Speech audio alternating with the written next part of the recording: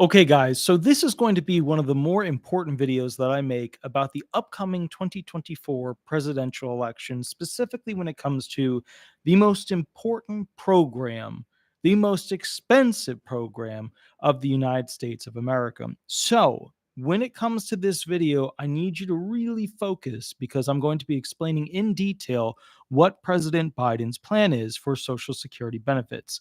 As you know, and I'll summarize very quickly, when it comes to communications, talks, everybody getting together on one side of the aisle, the Republicans are not talking about Social Security benefits. On the other side of the aisle are Democrats who are talking about multiple different potential, helpful options to fix the trust funds. However, in particular, there's President Biden's specific plan to go ahead and fix Social Security benefits. Now, I have an article here. It's from pgpf.org, and I want to go ahead and go through it because it is not a simple topic, and I want everybody to understand exactly what President Biden's plan is to fix Social Security benefits. All right, here we go. I'm going to read directly through it and then summarize for you. Social Security is the largest program in the federal budget. It makes up almost 1/4 of total federal spending, right? So you have Social Security benefits, you have the military budget. Those are the two biggies. It provides benefits to nearly 9 out of 10 individuals over the age of 65, or 15% of the American population. Without Social Security, research finds 2/3 of the elderly would be considered in poverty. So, put another way, many of them would become homeless. So, what you need to know about that is over 65, over 67, even over 62, a significant portion of people are pulling from this program. And to put it lightly, our entire nation is dependent on it at some point, whether it was prior generations all the way back to the 1930s or to the current generations. The program, however, is facing financing shortfalls, which is a cute way of putting shit is hitting the bleeper. Okay. And its reserves are currently projected to be depleted in a little over a decade, which is actually, we're looking at 9 to 10 years, 9 years for Medicare, and then 10 years for retirement. However, retirement is wobbling between 9 and 10 years. Okay. At that point, unless Congress acts, it won't be able to pay full benefits to its beneficiaries. One potential solution for improving the program's financial outlook is increasing or eliminating the cap on earnings that are subject to Social Security payroll taxes. Put another way, just to understand essentially what's going on, 10 years from now, retired people won't be able to get their full retirement check. They'll only be able to get around 78 to 80% of that retirement check. Okay. Now, let me give you a quick summary so that you know where we're going with this whole thing. All right. President Biden, when he looks at this whole thing, how it's working, what he wants to do is raise the FICA cap so that basically, he wants to raise/eliminate. Okay, so let's talk about that. $160,200. Okay, so not $10,000, not $50,000, not $100,000, $160,200. That's currently any dollars you earn above that amount. You no longer have to pay the 12.4% FICA tax. And it's technically more complicated than 12.4, but we're just going to stick with it for the purposes of this. So once you earn a dollar over $160,200, you no longer have to pay FICA tax on it. No extra 12.4%. What President Biden is saying, why don't we go ahead and for those individuals earning above $400,000 in income, those people will essentially not have to go, or those individuals up there above $400,000 will have to pay FICA tax. But the people between $160,200 and $400,000, this little hole right here, will not. Okay, so you've got people below $160,200 paying 12.4%. You've got people between $160,200 and $400,000 not paying FICA tax, and then you have people above $400,000 paying the FICA tax. And the idea is to go ahead and raise that $160,200 each year until it slowly closes the hole, and then there is no FICA cap. That's the plan. That is the idea. Okay, cool. Now we've all got that. All right, so let's go through this real quick and make sure we've got this rolling here. Okay. What is the Social Security payroll tax? I really like this article. That's why I'm using it as a backdrop. I think they did a really good job outlining it. Federal Insurance Contributions Act, FICA. Okay, taxes are the primary source of revenues for Social Security benefits and are the largest component of taxes that are commonly referred to as payroll taxes. Employers and employees each pay around 7.65% of wages in FICA taxes. Benny Hill, very cool. Thank you. Thank you for the 499 donation. Love the little fox. That's super cool. Oh, I like his little eyebrows. That's awesome. Very cool. So here's the deal. Let's go through this real quick. So 7.65%. Okay, so how does this work? When you work for a company, the company pays into the federal taxes, right, for having you as an employee every time that they run a paycheck, right? We all do it through our payroll service. I use ADP. A lot of people use other ones. Whatever you use, the employer pays 7.65%. And then the employee, when they get paid, 7.65% of their check goes into the federal government. Okay. So that's 7.65 plus 7.65% of the wages go into your FICA taxes. The portion dedicated to Social Security is 6.2% and is only levied up to a maximum amount or income limit, okay, that is determined annually. The other one, which is $160,200 right now. The other 1.45% is dedicated to Medicare's hospital insurance program and is not subject to an earnings cap. Okay, so that little bitty, actually goes all the way up. Okay, you could earn $5 billion and have to pay tax on that one all the way up. Now, self-employed individuals also contribute to those funds through Self-Employment Contributions Act, the SECA, S-E-C-A taxes. The rates for the SECA taxes are identical to those for FICA taxes, with the only difference being that the individual is responsible for paying both the employer and employee portion of the taxes. So instead of your employer paying 7.65%, right, and then the 6.2% and the 6.2% that you pay as an employee, in this case, the employee / employer self-employed person, because they're both an owner and a worker, they pay the full amount. The limit on annual earnings subject to Social Security taxes is referred to as the taxable maximum or the Social Security tax cap. For 2023, the maximum is set at $160,200. Okay, so if you earn money and income comes in up to $160,200, you're paying the FICA tax. But if you earn $1 over that, you ain't paying the FICA tax. Cool. All right, so for 2023, maximum is $160,200, an increase of $13,200 from last year. When the tax dedicated to Social Security was first implemented, it was capped by statute for the first $3,000 of earnings. So obviously, all the way back to the very, very beginnings, it started at $3,000, and now due to inflation, $160,200. Yeehaw.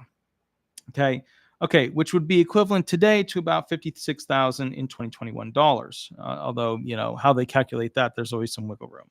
Since 1975, the taxable maximum has generally been increased each year based on an index of national average wages. About 6% of the working population earns more than the taxable maximum. So they look at the wages, they look at what people need to go ahead and make to be, quasi-fair. They look at inflation, they look at all these things to figure out essentially what's going on, what do they need to raise it by. All right, cool. Next one. Okay. Individual income taxes in the U.S. are generally progressive. Progressive means it becomes more and more unfair the more you earn. It becomes basically more and more, I can't say fair. It becomes essentially more awesome when you're paying progressive taxes, the less money you make. So if you don't make much money, you're not paying that much taxes. If you make more money and then more money and then more money on the progressive tax rate, that means you're going to pay more taxes as you go ahead and earn more money. Okay. They do this because who's got more money? The people who earn more money. Okay. All right. Perfect. That's why, you always have people that don't earn that much. They're always getting a tax return. They're like, where am I going to go on my mini cruise? Stuff like that. And then people who earn more are always like, F the Fed, because they have a chunk taken away from them and they're angry, Okay, cool. Next thing. Okay. In part, that situation stems from the existence of the tax cap for Social Security. For example, someone with wage income of $67,000 per year would owe around $4,154 for their share of Social Security taxes. However, someone with triple that income, or $201,000, would owe around $8,854, which is just more than double the amount of the tax. Cool. Okay, so let's go to the next thing.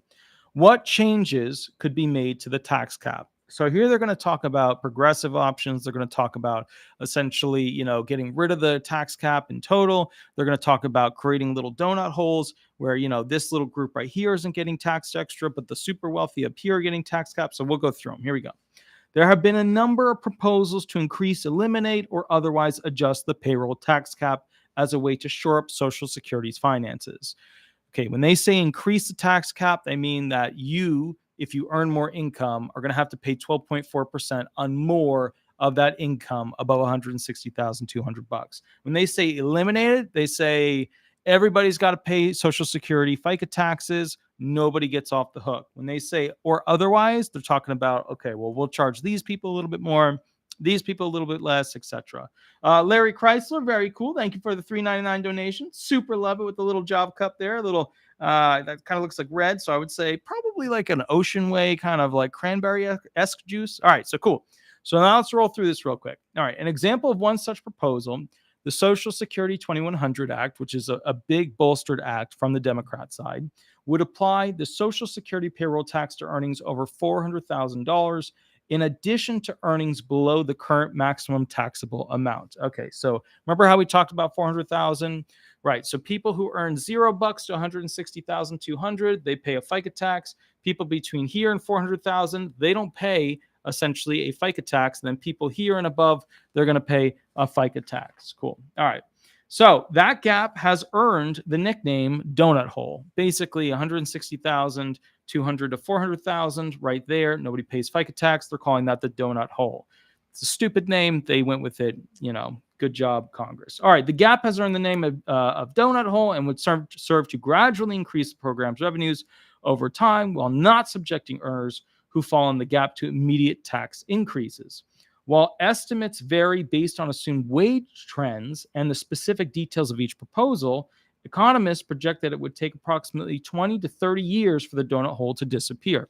So what they're saying is, okay, if you pay $0, if you earn $0 to $160,200, you're paying FICA tax. And then between here, 160,000 to 400,000, nobody's going to pay that FICA tax. And then above here, obviously, people pay the FICA tax. But in this little spot, it would take between 20 to 30 years for that $160,200 to keep getting raised each year over and over until it reached, you guessed it, the $400,000 mark, in which case the FICA tax cap would disappear because at that point, everybody's paying a FICA tax, which means there's no cap on a limit as to when you stop paying FICA taxes. Here's a cap. $1 over, there's no cap. $1 under, you're paying FICA taxes. $1 over, you're not paying FICA taxes. There's a cap here. We remove the cap, everybody pays FICA taxes. Cool. All right.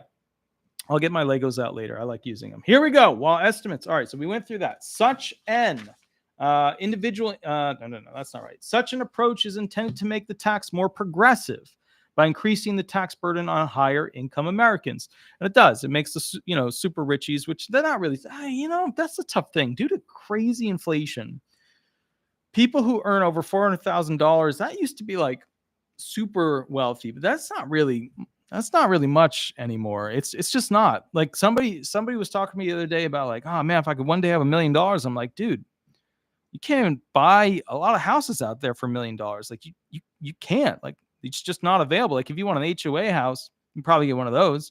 But a lot of house, like if you wanted like a nice house, you can't buy that. And that's the thinking. We used to be like, remember the songs, if I had $1 million, and then they came out with if I had $1 billion. There's like literally song inflation because $1 million just ain't gonna do much. But point is, if you're earning over $400,000, so you're earning $400,001, then basically, you would be taxed on that $1 above $400,000 and essentially $0 to $160,200 worth of it. All right. So in that way, I guess it would create, a situation that is progressive, because it allows it to progress. It's taxing the more wealthy. Okay. I get it.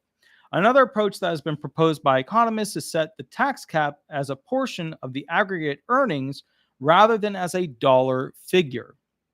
The proportion of total earnings that is subject to the Social Security tax has declined over time because the earnings of the highest paid individuals have increased more quickly than those of other workers. So, put another way, those who own the companies, those who are the higher up execs, they're getting paid a lot more than all the lower workers. And you know how it works with companies, right? If you got a company and there's a situation in here where basically, there's this magical little, glass ceiling. Those people above this point in a company, they make a lot of money. The people below this point, they don't make that much money, even though ironically, these people are on control of making sure the company makes more money. And these people are in control of making sure the ship doesn't sink. So, it is what it is. All right, now here's the next thing. Oh, and before I forget, Shirley, thank you for the $2.99 donation. Very cool. Love it. Super dupe.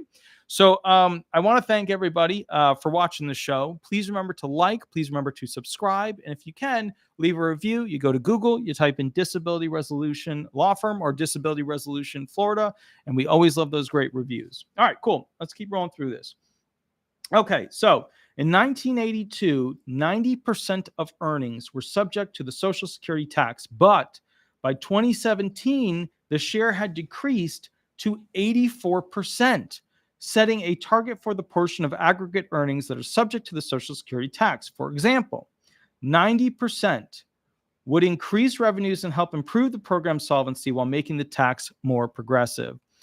There's an underlying issue with what's going on in America, and that is that we have too many people not working and not enough people working. So the ratio of essentially those who are working to those who are receiving is crap. It's fail and bail. It's red blinking light. It's 2.7 to basically 1. So you got 2.7 workers to 1 receiver.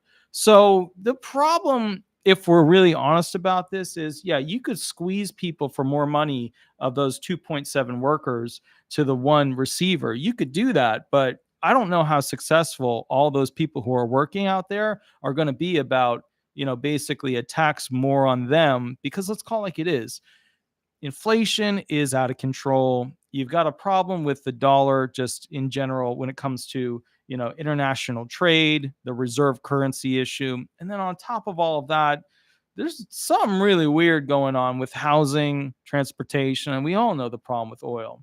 So from my perspective, it's like we're squeezing these people that are working so much, and then to ask them to pay more in taxes, I don't know how that's going to go. I don't think it'll go well at the voting office. I just don't think it'll go well. All right. Finally, a consideration when raising or removing the cap on taxable earnings is whether wages above the current cap would also be counted in Social Security payroll taxes.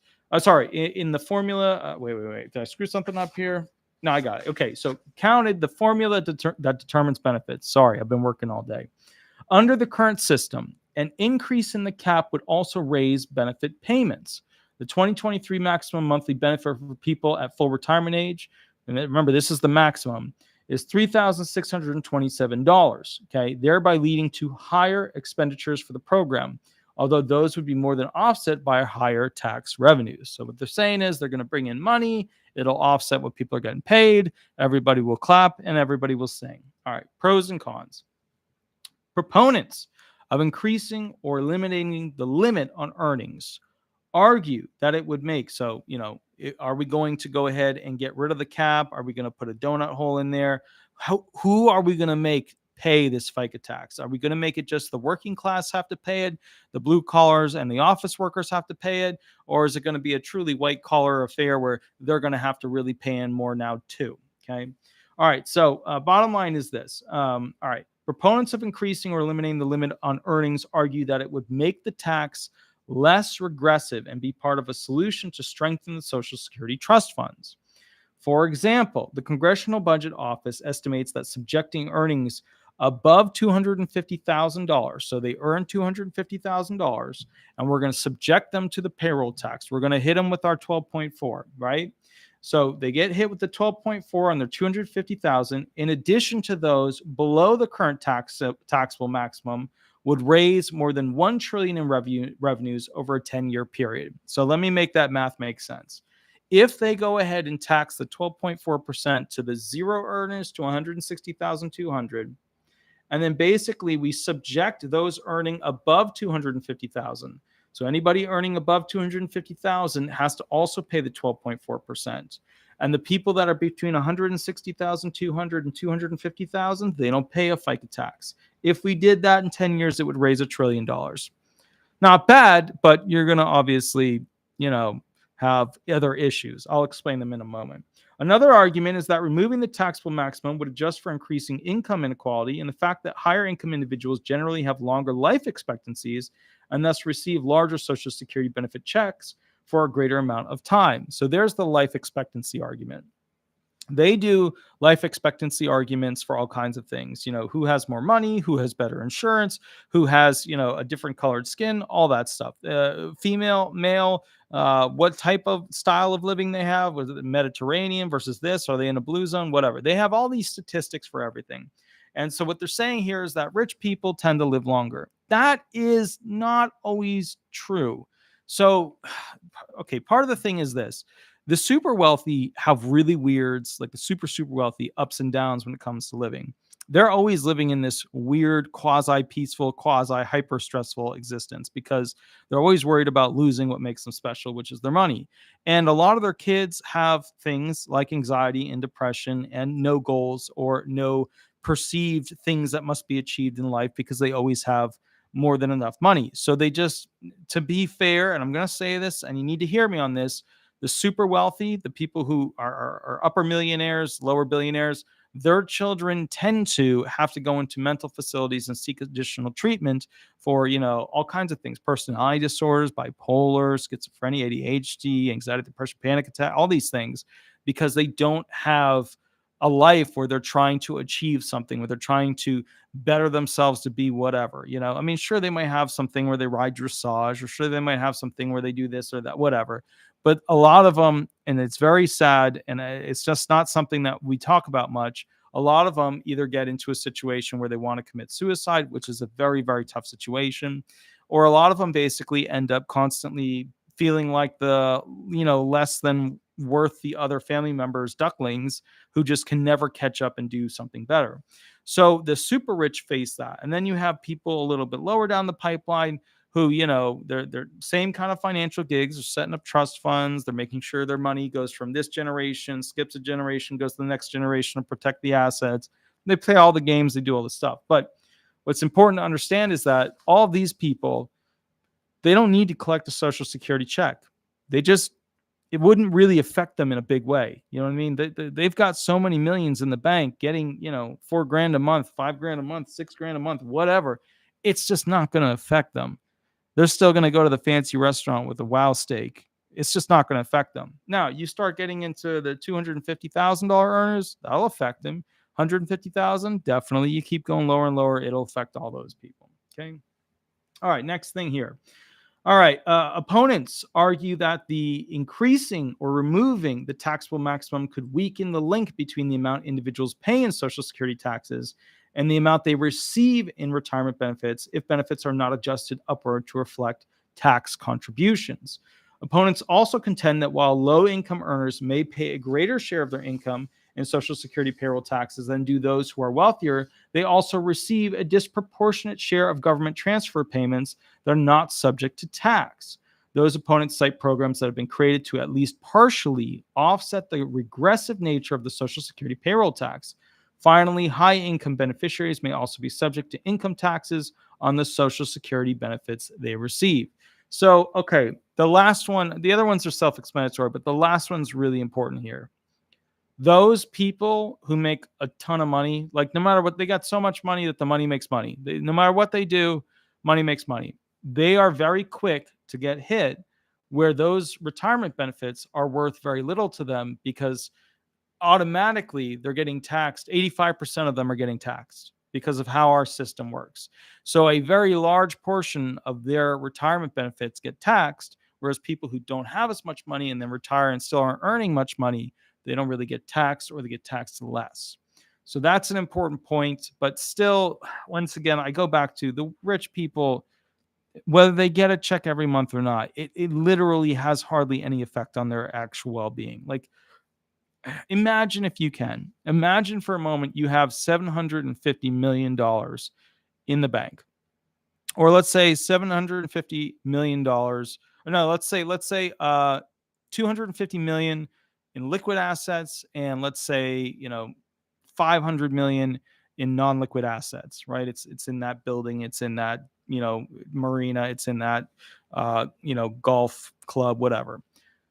Imagine for a moment, if you have that much money, what does $4,000 a month mean to you? It wouldn't even pay for your wine bill. It wouldn't. It's not something of great relative importance. Okay. All right. Now, finally, some economists anticipate that if the limit were lifted, right, we get rid of the FICA tax cap, employers and employees might respond by shifting taxable compensation to a form of compensation that's taxed at a lower rate. For example, employers could decrease wages but increase retirement benefits, which are deductible under the corporate income tax in an effort to offset the additional payroll taxes they would owe. It's just tax shifting. That's all it is. It's playing a game so you pay less taxes. Increasing or eliminating the Social Security tax cap is just one of the main solutions for improving Social Security's financial outlook. But it's clear that some sort of action must be taken to ensure the future of this vitally important program.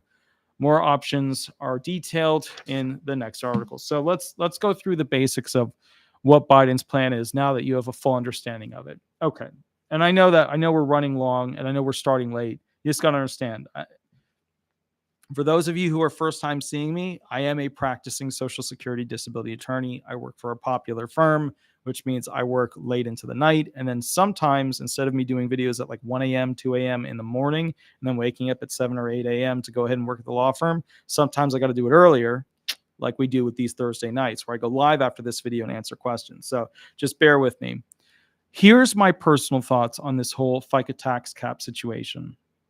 Democrats are in a little bit of a tricky situation. They are historically, by votes, likely to decrease slightly in the not too distant future with how much they have in the House or the Senate. We don't know which one exactly it's going to be, but we expect there to be a transition where there's going to be a few more Republicans there than Democrats. Now, with that said, President Biden's current model of economic success is it's so bad. It's failing it's poor. It's just not good. And that's not to say that he came up with it. It's just kind of what occurred, and there haven't been great measures to stop it. Now, they have articles that are coming out right now, literally today and tomorrow. They'll be doing a bunch of articles on this.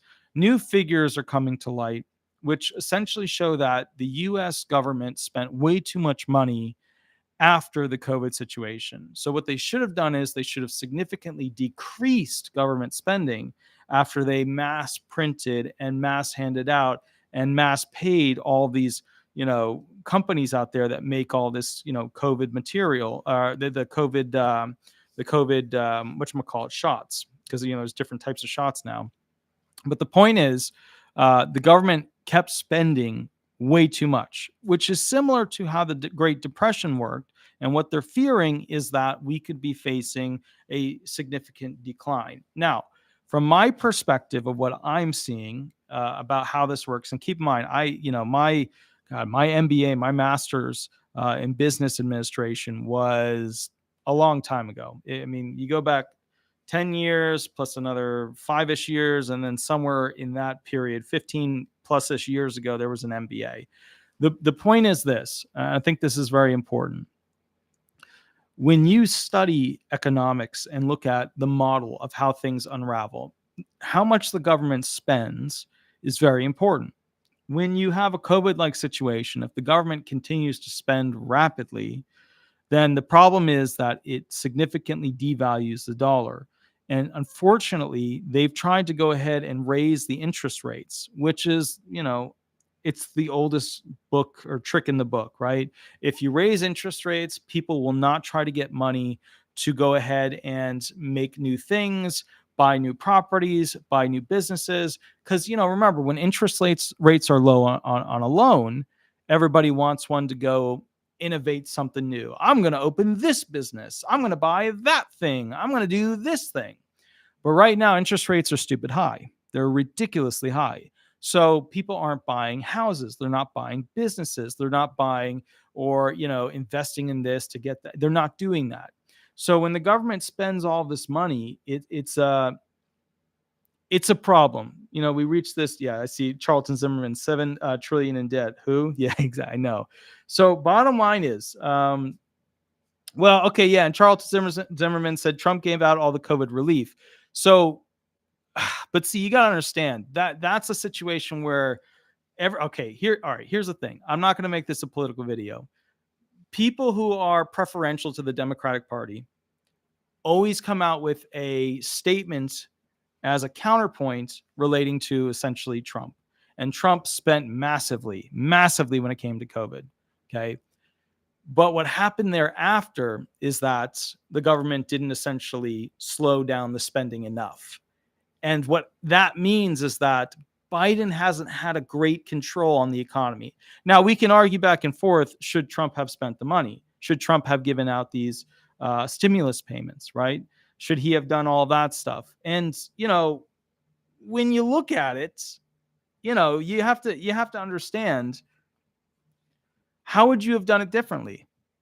Would you have not allowed stimulus payments? I'd like to know, like, where do you guys stand on that? Do you think there should not have been stimulus payments? Do you feel that, the government paying for all of the different COVID shot options would be something that would be acceptable? Like, where do you feel, do you feel that the response by the federal government, during the Trump era and at the very beginning of the Biden era, do you feel that was a proper response to this COVID situation? I don't know. I mean, to me, nobody really knew what the plan was, and everybody was coming out with plans really quickly and doing this and doing that. I don't know. I don't know what the plan was, whether or not it worked, whether or not it was solid. I know this. Some people got really rich, but that's to be expected when you have the product. So, all right. Anyways, the point is, now we have essentially a president who is doing one of these situations. He's spending way too much post massive printing of money, 33 trillion in debt. We can't afford our interest rate payments to pay for our debts. We've got a problem. I think that the major items here that we need to focus on that are not in any of these articles, it's so weird. Like, why isn't, I'm going to give you an argument, right? Why isn't it in any of these articles? But here's the argument that I don't see in a damn article, other than me just thinking about it and then telling you about it. And then hopefully you guys will be like, yeah, that makes sense. Here's my argument. Okay. Here's my argument. What happens when you tax the rich at a significantly higher amount? Right? All right. So let's do some basic math here. We'll bring up the calculator. And I'm not doing a bunch of math on this show tonight because I'm too tired. Let's go through the basic math. Okay. So somebody makes, let's say, $5 million. Cool. Times 0.124. That equals $620,000 in taxes. New taxes that somebody who earns $5 million would have to pay. Okay. So obviously rich people are not going to be very happy with this bill. That we got. There's no problem with that. Cool. But does anybody tell me, or can anybody tell me, what happens when you charge the rich that much more money per year? Anybody? It's not in any of the articles. Yes, Ann Scott is correct. Rich will take businesses overseas if the taxes are too high. That is correct. That is correct. Anybody else? There's another thing I'm looking for here. Anybody else? Okay, a pinch runner, really good point. Really good point. The rich stop working for marginal amounts. Okay, so marginal amounts is where you're selling a lot of items and there's like, this amount attached to the profit. You can get this amount, right, from that item. And when they can't make enough of those sales and they get taxed too heavily, they're no longer interested in these items where there's a little amount that you can make off of it. Anybody else? Boom, Linda Soto. Linda Soto, boom, right there. Raises costs. All right, so let's have a basic thing and an understanding. None of these articles talk about this. Some of them are left-leaning, but whatever. It is what it is. They should talk about it.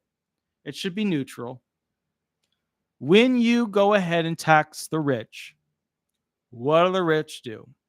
They pass that cost on to their consumers. The rich always have businesses. The rich always have employees.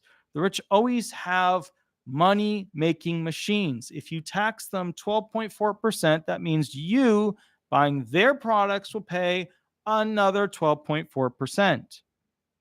And then through that process, they won't be selling certain products anymore. Through that process, they'll move overseas.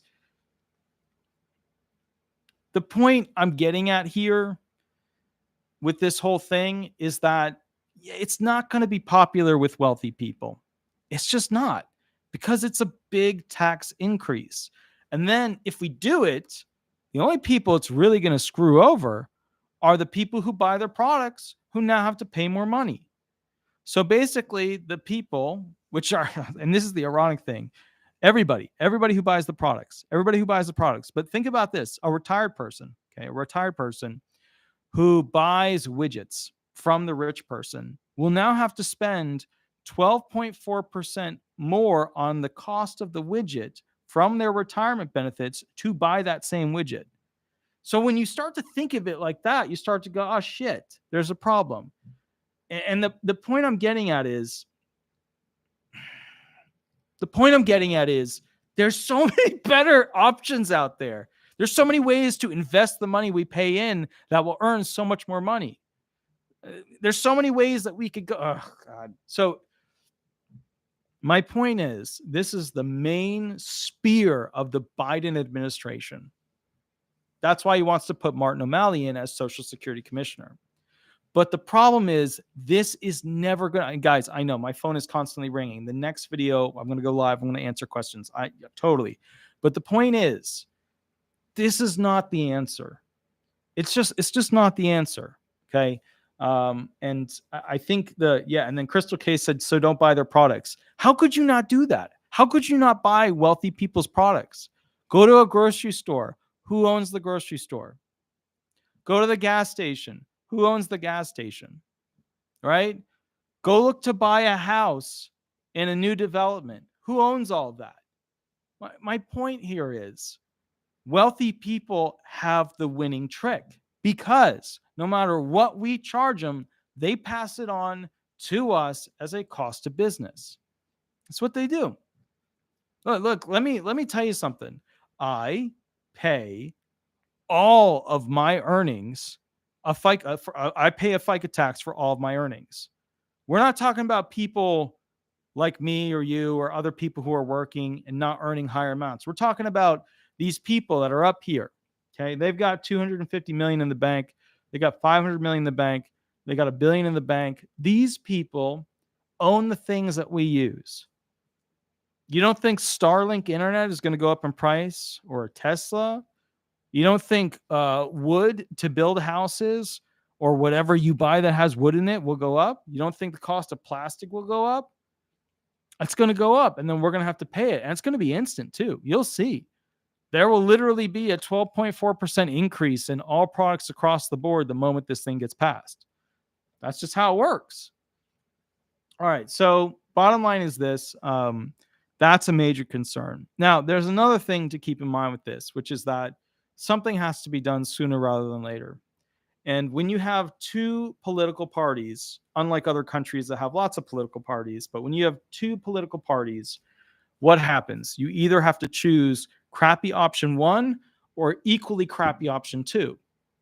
So option one is a group that's presenting ideas that aren't super great, but there's sort of hidden in this like golden fold the idea of how we can invest the money we pay in better. And that's the real ticket. And then you have the other party, which doesn't really give a damn. It doesn't talk about it. It's not really part of it. Let's just call it like it is. Republicans, they're not on the same boat as Social Security. They're not really worried about it. And that's because there's two different designs.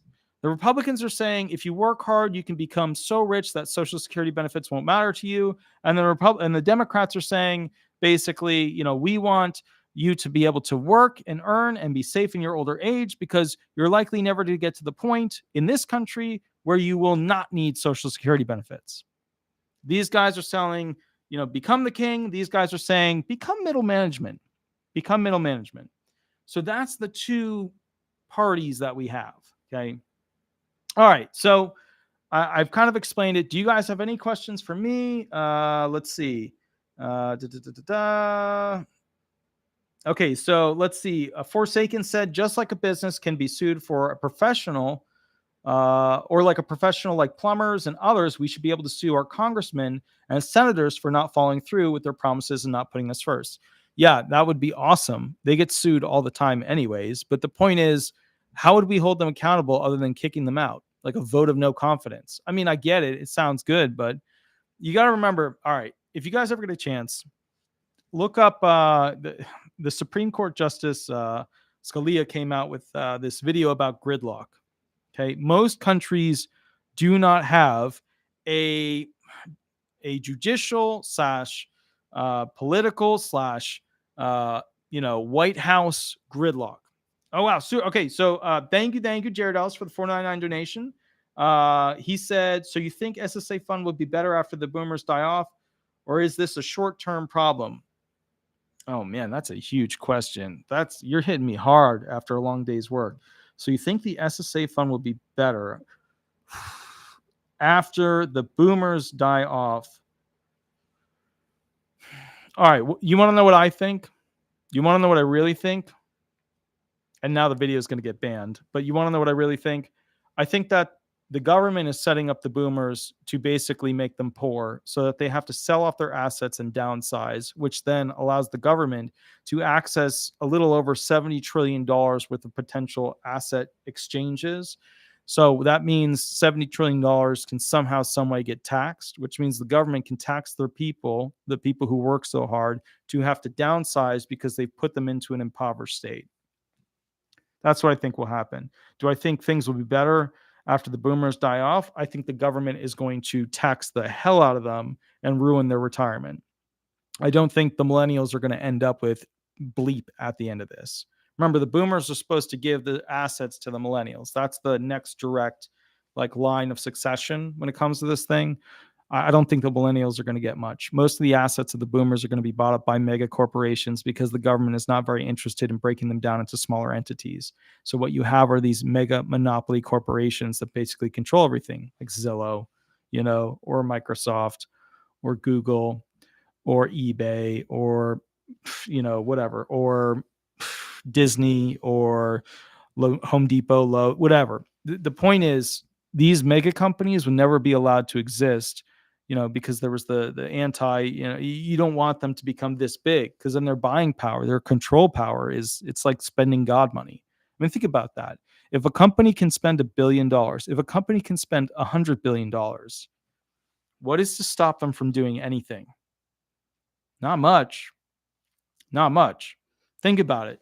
If a company wanted to slow down energy technology so that batteries weren't really developed that much, or, basically green energy was prompted as something that we spent a lot of money on that didn't actually equate to real products that we would be able to use, which is true. That's true. That's what happened. Then at the end of the day, we'd still be using, fossil fuels. That's why we're still stuck on fossil fuels.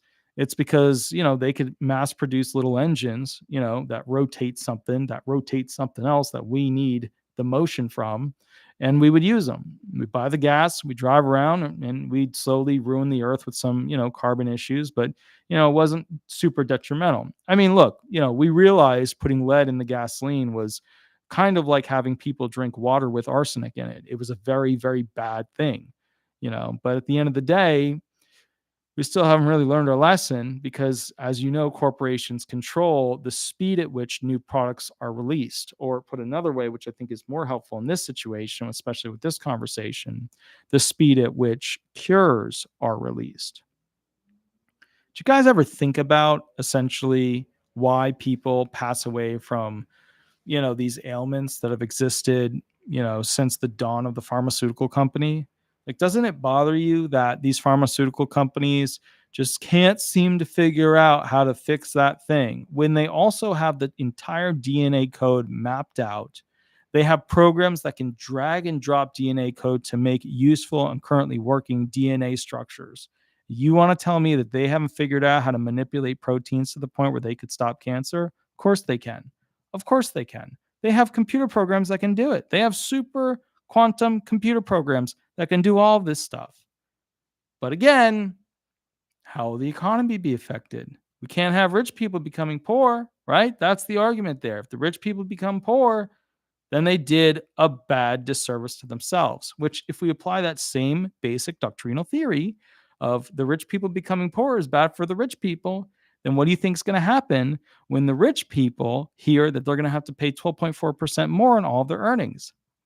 Then the rich people are going to pass that on to the poor. They're going to move their assets outside of the country so that the taxable benefit, like Ireland or, the islands or whatever, becomes more beneficial to essentially them and whatever products they sell and make money off of.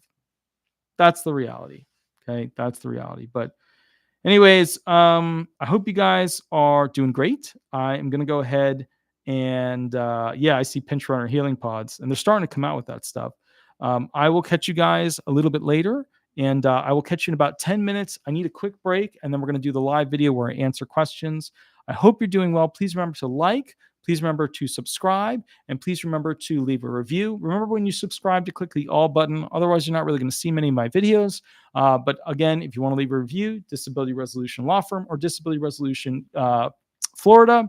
And as you guys know, I'm Attorney Walter Hnot. I am the most viewed and most subscribed to disability attorney in America. As you can tell, I'm too young with too much gray, but that's what happens when you're successful and life sucks. So anyways, I'll catch you guys later. Keep trying, keep pushing. And we're going to do the next call where basically we answer questions. All right. I'll catch you a little bit later, and see you soon. Bye-bye, everyone. Bye-bye.